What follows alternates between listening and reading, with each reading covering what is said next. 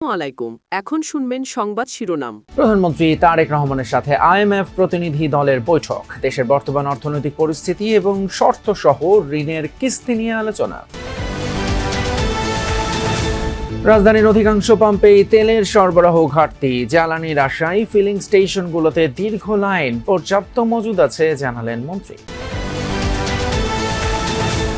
অন্তর্বর্তী সরকারের জারি করা ১৩৩টি অধ্যাদেশ যাচাইয়ে চলছে বিশেষ কমিটির সভা। জুলাই যোদ্ধাদের দায় মুক্তি সহ গ্রহণযোগ্যগুলো পাশ করবে পার্লামেন্ট জানালেন স্বরাষ্ট্রমন্ত্রী।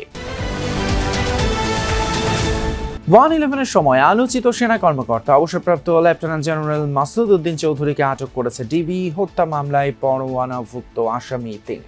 এতক্ষণ শুনছিলেন সংবাদ শিরোনাম, এবার বিস্তারিত। সচিবালয়ে প্রধানমন্ত্রী তারেক রহমানের সাথে বৈঠক করেছেন আইএমএফ এর প্রতিনিধি দল। এ সময় দেশের অর্থনৈতিক পরিস্থিতি এবং আইএমএফ এর ঋণের কিস্তি ও শর্ত নিয়ে আলোচনা করেন তারা।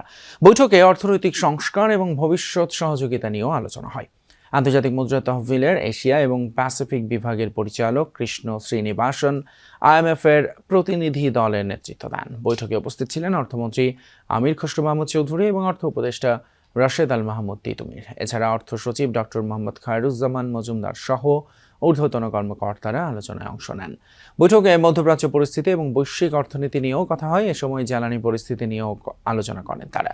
বৈঠক শেষে অর্থমন্ত্রী জানান, আইএমএফ এর ঋণ ছাড়ের বিষয়ে এপ্রিলে ওয়াশিংটন বৈঠকে বিস্তারিত আলোচনা হবে। 1-11-এর সময় আলোচিত সেনা কর্মকর্তা এবং সাবেক সংসদ সদস্য মাসুদ উদ্দিন চৌধুরীকে গ্রেপ্তার করেছে ডিবি। আর এই বিষয়ে এই মুহূর্তে ব্রিফ করছেন ডিবির অতিরিক্ত পুলিশ কমিশনার শফিকুল ইসলাম। আমরা সরাসরি চলে যাচ্ছি সেখানে। তার বিরুদ্ধে পল্টন, বনানী, কোতোয়ালি, মিরপুর ও হাতির চিন্তানায় হত্যা চেষ্টা, মানব পাচার প্রতিরোধ আইন ও মানি লন্ডারিং সংক্রান্ত গুরুতর অপরাধের মামলা রয়েছে।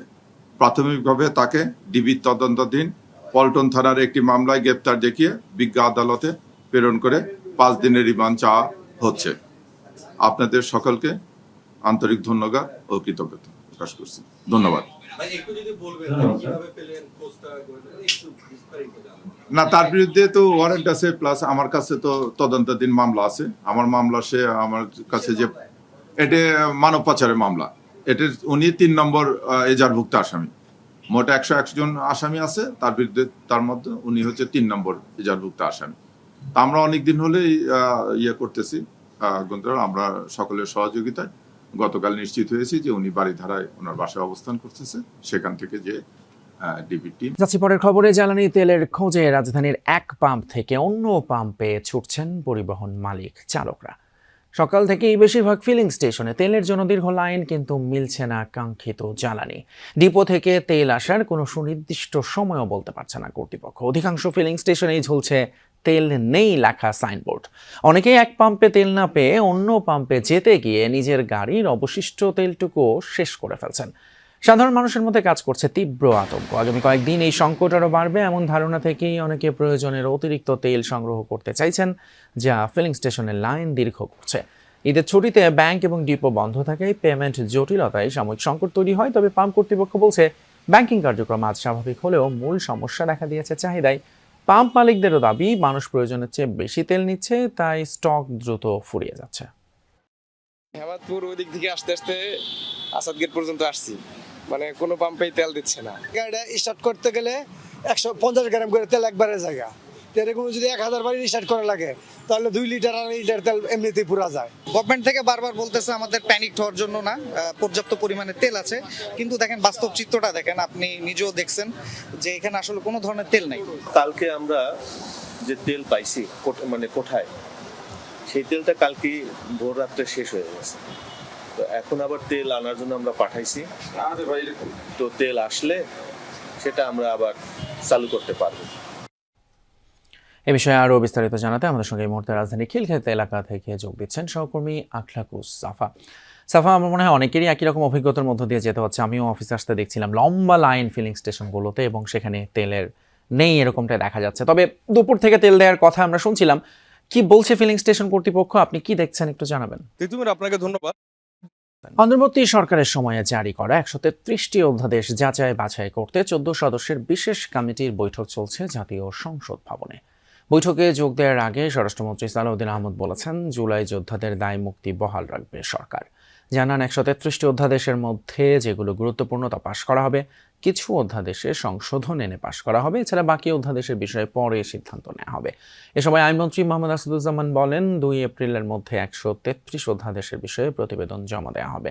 গত 1 মাসে এই বিষয়ে হোমওয়ার্ক করা হয়েছে বলেও জানান তিনি। বলেন, অধ্যাদেশ বাস্তবায়নে জুলাই আকাঙ্ক্ষা এবং সংবিধান উভয়ই গুরুত্বপূর্ণ, তবে যে কোনো প্রশ্নে সরকার সাংবিধানিকভাবে এগিয়ে যাবে বলে জানান আইনমন্ত্রী। জামায়াতের নায়েবে আমির মুজিবুর রহমান বলেন, সংবিধান পরিপন্থী বা জনগণের স্বার্থের বিরুদ্ধে যায় সেসব অধ্যাদেশের বিষয়ে সুপারিশ করবে না জামায়াত।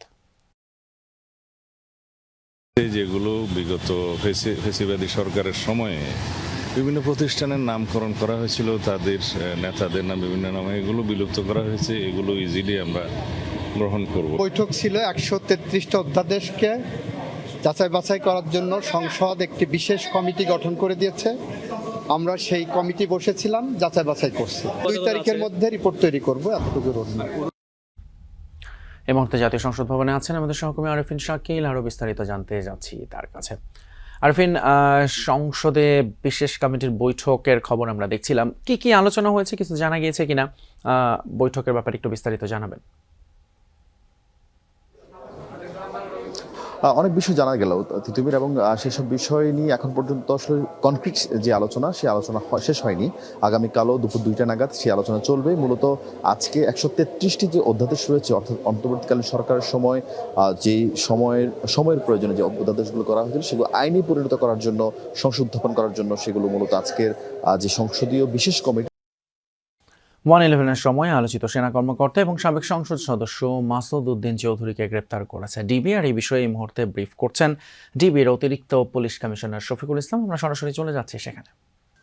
তার বিরুদ্ধে পল্টন, বনানী, কোতোয়ালি, মিরপুর ও হাতির চিন্তানায় হত্যা চেষ্টা, মানব পাচার প্রতিরোধ আইন ও মানি লন্ডারিং সংক্রান্ত গুরুতর অপরাধের মামলা রয়েছে। প্রাথমিকভাবে তাকে ডিবির তদন্তাধীন পল্টন থানার একটি মামলায় গ্রেপ্তার দেখিয়ে বিজ্ঞ আদালতে প্রেরণ করে 5 দিনের রিমান্ড চাওয়া হচ্ছে। আপনাদের সকলকে আন্তরিক ধন্যবাদ ও কৃতজ্ঞতা প্রকাশ করছি। ধন্যবাদ। না, তার বিরুদ্ধে তো ওয়ারেন্ট আছে, প্লাস আমার কাছে তো তদন্তাধীন মামলা আছে। আমার মামলা, সে আমার কাছে যে এটা মানব পাচারের মামলা, এটা উনি 3 নম্বর এজাহারভুক্ত আসামি। মোট 101 জন আসামি আছে, তার বিরুদ্ধে তার মধ্যে উনি হচ্ছে 3 নম্বর এজাহারভুক্ত আসামি। তা আমরা অনেকদিন হলেই করতেছি, আমরা সকলের সহযোগিতায় গতকাল নিশ্চিত হয়েছি যে উনি বাড়িধারায় ওনার বাসায় অবস্থান করতেছে। সেখান থেকে যে ডিবি টিম, গুলশান এবং ক্যান্টনমেন্ট থানার অন্যান্য টিম সহ আমরা তাকে নিয়ে এসেছি।